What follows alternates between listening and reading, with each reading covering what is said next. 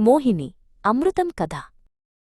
పూర్వకాలంలో దేవతలకు మంచివారు, అసురులకు చెడ్డవారు మధ్య తరచుగా భయంకరమైన యుద్ధాలు జరిగేవి. ఎన్ని పోరాటాలు చేసినా దేవతలు అసురుల శక్తి ముందు నిలబడలేకపోయేవారు. ఒకానొక యుద్ధంలో దేవతలు పూర్తిగా అలసిపోయి తమ శక్తిని కోల్పోయారు. దేవతల రాజైన ఇంద్రుడు చింతించి వారందరూ నిత్య యవ్వనాన్ని, అమరత్వాన్ని పొందడానికి ఒకే ఒక్క మార్గం ఉందని గ్రహించాడు. అది పాలసముద్రాన్ని చిలికి అమృతాన్ని, చావులేని పానీయం బయటకు తీయడం. అమృతం పొందాలంటే దేవతలందరూ ఒక్కచోట చేరినా అసాధ్యం. అసురుల సహాయం తప్పనిసరి. ఇంద్రుడు అసురుల నాయకుడైన కాలనేమి వద్దకు వెళ్లి అమృతం కోసం పాలసముద్రాన్ని చిలకడానికి ఒప్పందం కుదుర్చుకున్నాడు. మీరు అమృతం చిలకడానికి సహాయం చేస్తే వచ్చిన పానీయాన్ని ఇద్దరం సమానంగా పంచుకుందాం అని ఇంద్రుడు కాలనేమితో చెప్పాడు. ఆ అమృతంపై ఆశతో కాలనేమి సరేనన్నాడు.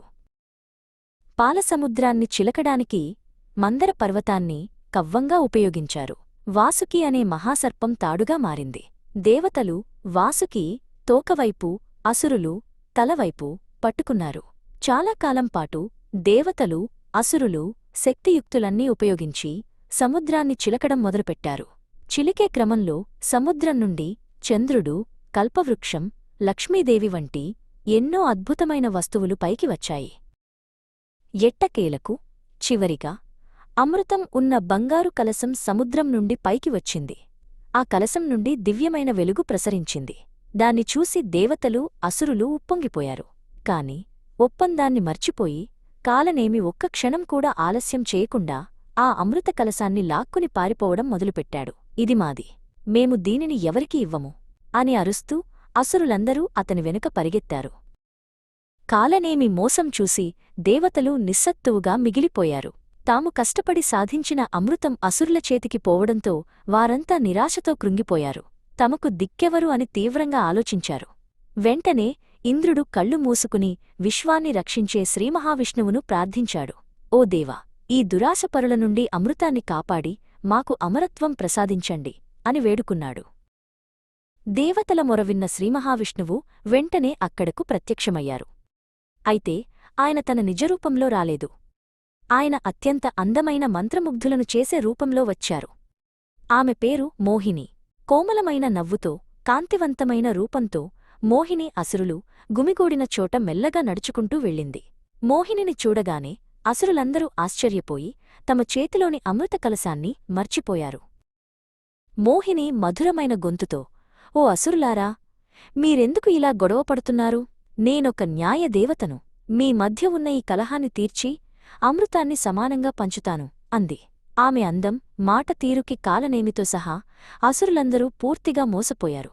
సరే, నువ్వే పంచు అంటూ అమృత కలశాన్ని ఆమె చేతికి ఇచ్చారు. వారంతా ప్రశాంతంగా కూర్చుని మోహిని పంపిణీ చేయడాన్ని చూడసాగారు.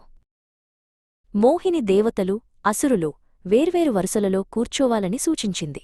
మొదట దేవతలకు, తర్వాత అసురులకు పంచుతాను అంటూ దేవతలు కూర్చున్న వరుసవైపు వెళ్ళింది. ఆమె దేవతలందరికీ అమృతం అందించింది. దేవతలు అమృతం తాగుతున్న కొద్దీ వారి శక్తి, తేజస్సు తిరిగి వచ్చాయి. తమ వంతు ఎప్పుడొస్తుందా అని అసురులు ఆత్రంగా చూస్తున్నారు. అసురులలో రాహువు అనేవాడు చాలా తెలివైనవాడు, అనుమానపరుడు. దేవతలకు మాత్రమే అమృతం పంచుతున్న మోహినిని చూసి అతనికి అనుమానం వచ్చింది. వెంటనే రాహువు దేవత రూపంలో మారువేషం వేసుకుని దేవతల వరుసలో కూర్చున్నాడు. మోహిని అతన్ని గుర్తించకముందే రాహువు అమృతాన్ని తాగాడు.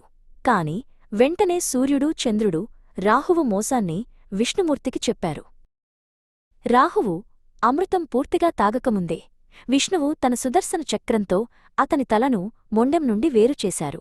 అమృతం కేవలం గొంతు వరకు మాత్రమే చేరడంతో అతని తల, రాహువు మరియు మొండెం కేతువు అమరులై గ్రహాలుగా మారాయి. అమృతం పంపిణీ పూర్తయింది. దేవతలంతా శాశ్వతమైన బలం, అమరత్వం పొందారు. మోహిని రూపంలో వచ్చిన విష్ణుమూర్తి అసురుల దురాశను తెలివిగా ఓడించారు. న్యాయం ఎప్పుడూ గెలుస్తుందని ఈ కథ మనకు చెబుతోంది.